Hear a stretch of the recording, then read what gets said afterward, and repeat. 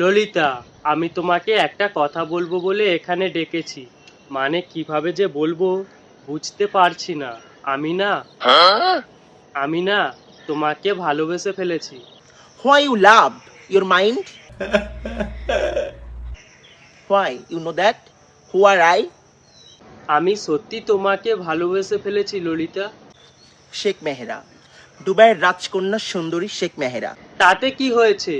আমিও তো সুন্দরবনের সুপারস্টার। আর তোমার মতো দীপু আমাকে আসছে ভালোবাসতে।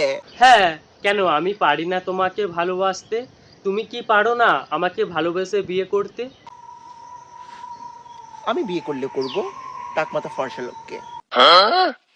আমি বিয়ে করলে করব বিল গেটসকে। আমি বিয়ে করলে করব মুকেশ আম্বানিকে, তোমাকে না। ললিতা, তুমি কি জানো আমি রোজ তোমাকে স্বপ্নে দেখি?